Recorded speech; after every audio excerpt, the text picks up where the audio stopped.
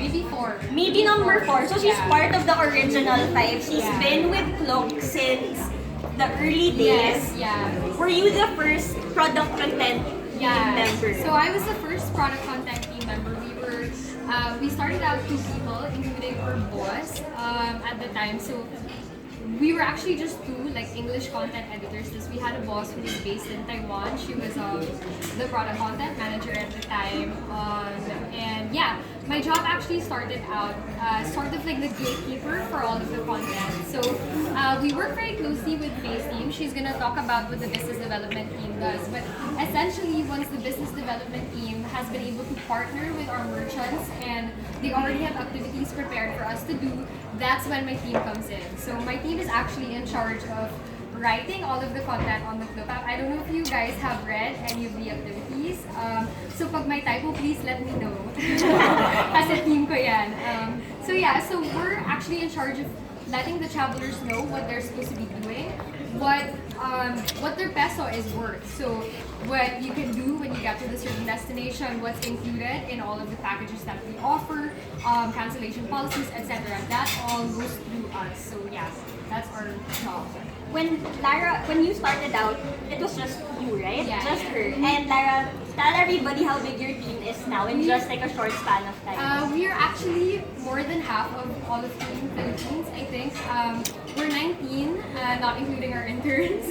I don't even know how many interns we have now. But yeah, so we're a huge team, more than half of the Philippines. And from 2, we've grown to 19 in just a short span of time. And what is it that you're most proud of in terms of like some of your projects that you've been able to do for KLOOK? Well, when we were hired, the number 1 goal talaga is like what Michelle said earlier, is to grow the local team. So that's the number 1 thing that we were able to do. You can't imagine the number of activity requests, editing requests that we get in a day. So the first thing that we had to do is really grow capacity. Now we have a team of, as I mentioned, 19 plus 3 in China. They're a multi-national team. The second one is really like fixing all of the internal processes. So if you start out as a small team, things change very fast. You're not able to scale quickly unless you're able to put process in place. So that's what we did.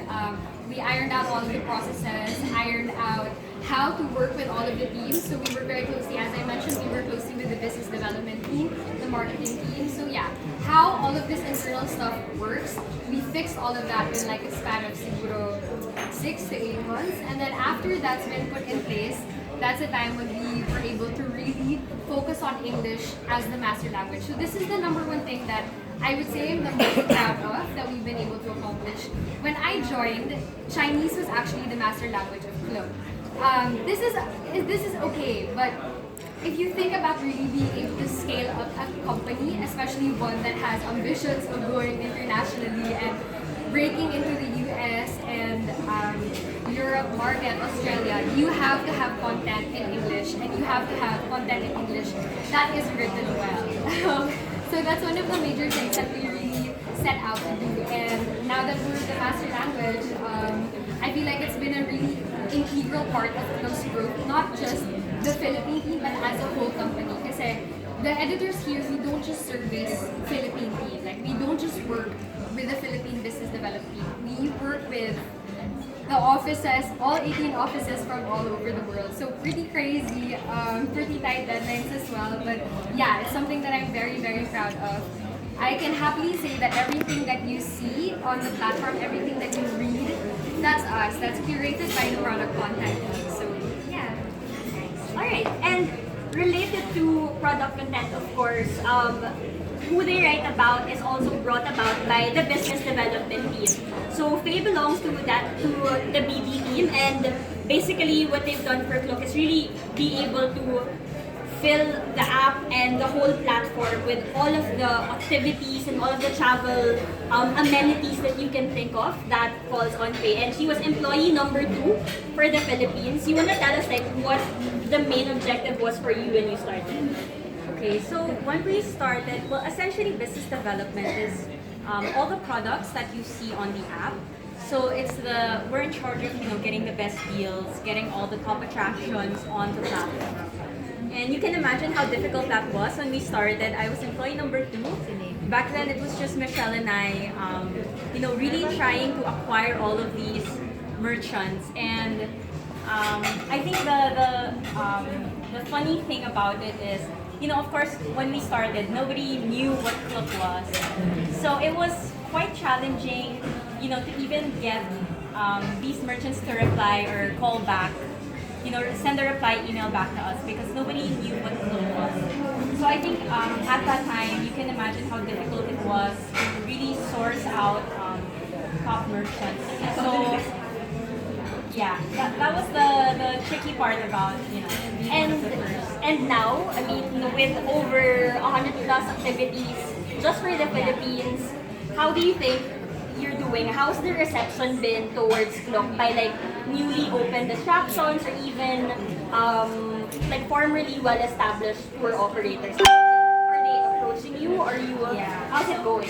Yeah, so from the previous years of us actually like chasing and chasing for a reply, now it's some of the operators actually reach out to us asking for partnerships, which is good. It's something we're very proud of because just in a span of 2 years, we already have all the top attractions in the Philippines. Yeah, so it's been good. In terms of being a merchant, I have some of my partners here, and I think one thing they really love about partnering with KLOOK is the flexibility and how we are able to digitize their products. So it's really hard to find when you travel. It's really hard to find a place where you can see all collated activities that you want to do.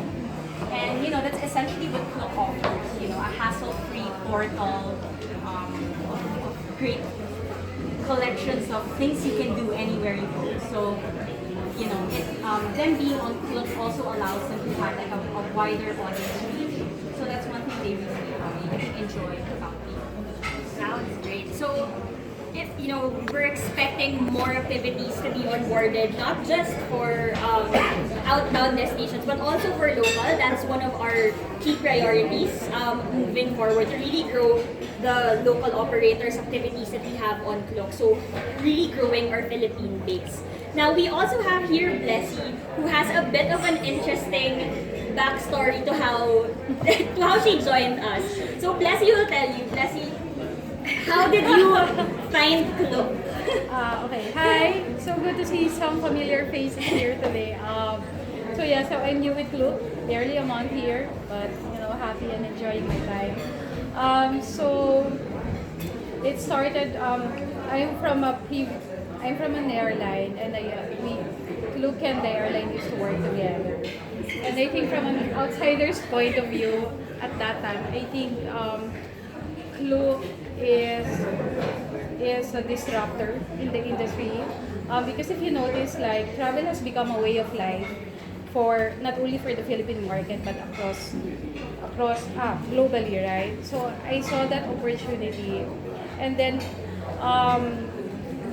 I was with the airline for 15 years, and then I realized that KLOOK as a new brand, as a new entrant to the Philippine market, it's a very exciting time for me to actually to join the company because I've known the market for 15 years. Yes, that's how old I am. And to me is, I think from my end is I can bring value to the company at that time. I can bring value to the company, and that's where I decided that KLOOK being a new entrant, a new player in the Philippine market, then I will be able to help them grow. What was it exactly that you found attractive about KLOOK that really made the shift from an airline to a travel app like KLOOK? What sold you to the idea of moving? Well, over to number one, KLOOK is still a travel brand, so it's still part of the industry where I grew up with. I've been with the industry for the past 15 years. That's one. Second is startups are the most fun and challenging time for a marketing professional or a marketing practitioner like me. So basically, I believe in the brand because it's so easy. When you use the KLOOK app, it's so frictionless and efficient from a customer point of view. So of course, if I'm going to transfer to another company, then it has to be a brand that I also believe in, right? So that's one. Second is yeah, KLOOK is on its hyper growth stage, right? So it's really an exciting time to be in KLOOK, and the ways of working here, the way we work together is very agile and adaptive. It's very refreshing, and then at the same time, yeah, it's very refreshing on my end because I came from a traditional company, so it makes things easy when it comes to coordinating or collaborating with other departments.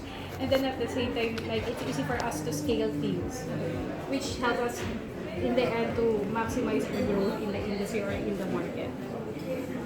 Alright, so you guys have heard pretty much from across functions from KLOOK Philippines. So I hope you learned a little bit more about like on the ground level of how we do things here in KLOOK Philippines. I hope you heard a little bit more inspiring anecdotes from us also, from the team members themselves.